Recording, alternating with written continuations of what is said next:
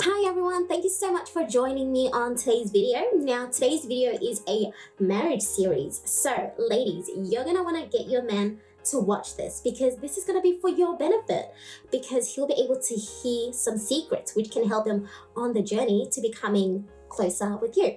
Same thing with you gentlemen, you're going to want to get your lady to listen to this because I'm going to give some secret tips in which the ladies can use to, of course, overall bring in their marriage to a closer union. And for those that are single, you're going to want to listen to this because I'm going to give you some tips and tricks in which you can apply into marriage, especially if you are in courtship at the moment, or maybe you're dating someone and you're seeing how it'll go, or you're preparing for marriage. This is for you. Or if you're single and actually just loving life, listen in, I'm sure you'll love it.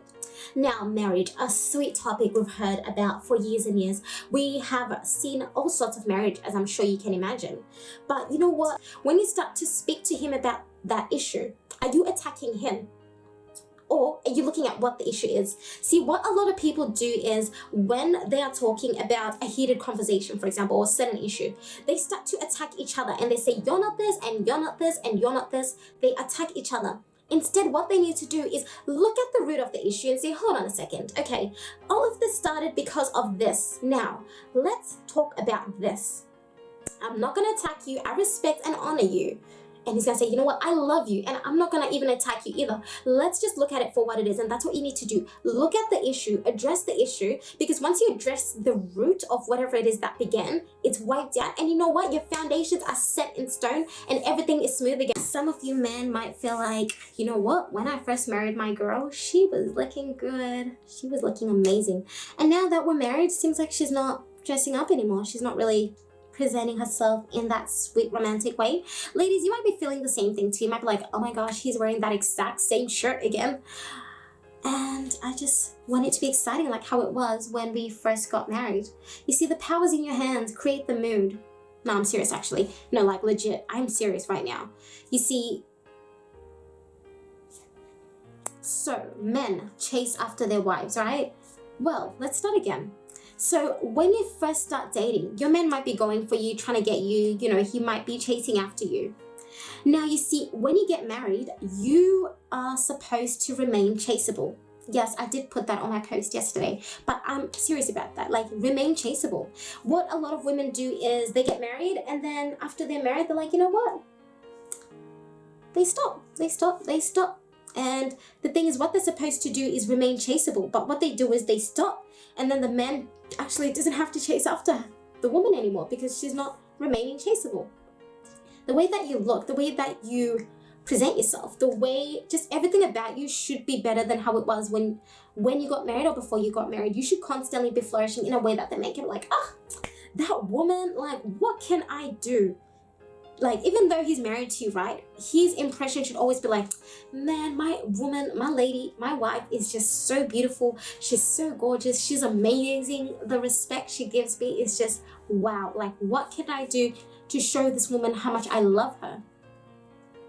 That should be his mind and way of thinking, because you see, you just want to constantly flourish. And as you constantly flourish as a woman, your marriage will flourish. Some of you ladies might feel like, yeah, but you know what? It seems like we're the ones flourishing and our husbands aren't really like, taking care of themselves as well.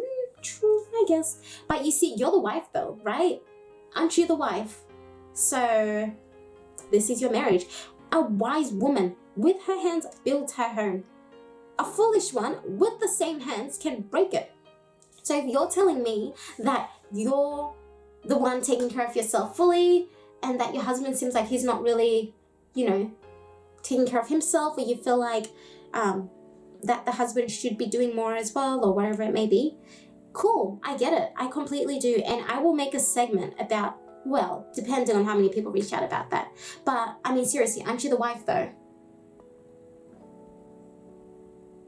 Use what you got. Seriously, ladies, you guys have so much power. If you guys knew how much power you had, you literally have the power to change a circumstance. You literally have the power to, not to say transform your man, but help your man be the best that he can be. So if you're experiencing things such as that, aren't you the wife? So what are you waiting for? For your man to just change by himself like that? Not say change, but improve. Aren't Aren't you going to help him improve in that area? Aren't you going to do things to help him reach that? Because you see, as a wife, you are the helper. So you can't tell me that, well, you can, but you can't tell me that you're waiting for your husband to also give in the same effort. 100% I get it. I really do. But you see, that means that you two as individuals, because you're the husband and the wife, need to have that one-on-one in a loving and respectful and caring way to find out ways in which you can both equally help the marriage flourish. Remember, it's a union between two people. Unions have to have meetings sometimes. Unions sometimes have to have like an actual real, you know what, we actually need to talk. We actually need to have a one-on-one. And ladies, when you have that one-on-one, girl, make yourself glow, make yourself look good. Cook a nice meal, present yourself in a nice way. And then at the end of the meal, then discuss. Don't discuss on an empty stomach, because you ain't gonna go nowhere. Because if your man's already hungry and you want to talk about all these things, you're gonna think that you're nagging. Instead, what you actually need to do is remain calm. And then as you talk in a loving way, but saying the facts. And as you say the facts, he's going to be thinking in his head, you know what, this woman's gorgeous. She's looking just amazing right now, and she's saying all the right things, meaning that your tone of voice when you're speaking and saying all these things is from a place of respect and love and honor, just the vibe, right? Still smiling, still showing that respect and honor. Because that's what will actually get through to your man. Because did you know that you can be saying the right things, all the right things, but if your attitude is wrong, he is not going to get it. Because he's just going to be like, you know what, this girl's nagging again. And you may be saying all the right things, but your delivery though, that's what you need to work on. All right, so Understanding Man is one of the books that I read when I was dating. I wanted to find out, what is the purpose and power of men? And it's great. This is by Miles Monroe, and it says, a book for men and the women who love them. So ladies, you're going to want to be reading on this. I have a PDF version of this book, so if you hit me up, I can send you a PDF version. As you can see, I have literally written all over it. All right, so here it says in page 143, men, it is your job to cultivate your wife so that she can be all that God created her to be. You are to help her to blossom and grow into God's woman. Not tear her down because she doesn't meet your specifications. Now, if you're telling me that your woman does not meet your specifications, well, that's probably something that you can fix, because here it says, men, it is your job to cultivate your wife so that she can be all that God created her to be. You are to help her blossom and grow into God's woman. Not tear her down because she doesn't meet your specifications. In addition, you can help your wife become all that you saw her when you first met her and which you now think is missing. So you can help her on that. And that's a thing where people get married, and after they get married, they feel like, you know what, when we first started dating, you were like this and you were like this and you were like this, and now it's not there. And there are couples who actually, experience that. And, that bank account that I just advised of, that's actually great, and it can actually assist with this. Men, if you feel like there's certain areas in which you feel like your wife is now lacking as opposed to when you first started dating, use that account, or open up that account for her so that she can fulfill that with that bank account. You see, it's just the same way when we hear that, give a wife groceries and she'll make a meal, right? And all of those quotes, we have heard that. But it's the same way. Give your wife a personal bank account and just deposit money weekly, and she can start to meet the needs that you feel like maybe lacking from when you first got married. Or if you feel like, she's not lacking, I just want her to increase, well, that account is perfect for that. Now, I have a automotive background. I'm not sure if you guys know, which is fine, don't have to know it all. But you see, so I understand cars. If, for example, if your gasket, right? If you had an issue with your gasket, let's say your gasket blew up, or let's say your gasket got damaged, right? It may be because the engine temperature is too high, right? And that may be caused by the fact that your car may need coolant, right? Maybe low on coolant, and therefore it needs it. And it's the same way, right? Men need respect, honor, and the quickie. Women need affection, love, and openness. Men, I encourage you to be open to your wife. Open up to her. She's always looking for that gate in which you can like share everything with her. You see, men, if you have a business idea, if you have a goal idea or career idea or whatever it is, if you have dreams, share them with your wife. She is desiring for you to open up to her on those things and be like, you know what, babe, I've been thinking about this. What do you think? And that'll make her feel like, oh my goodness, you know what? Like, he cares about me. He's sharing these things with me. Like, I am so touched and honored on the fact that he would even share these topics with me. Husbands, I encourage you, open up to your wife. No other woman should know more information than your wife about you. What am I saying? I'm saying that what your dreams are, what your goals are, all those things, no other woman or no other person should know more about them than your wife. That means that your wife should be the first to know these things. Why? Because you need to be open to your wife. When you're open to your wife and you show her that affection and that love, that will help her, you know, show you that honor beyond what you could have ever imagined. If you think you're receiving all the honor and all the respect right now, start to apply all of these things on a higher level and see what that will do for you. I just wanted to say on the subject of honor, ladies, how is this gonna sound?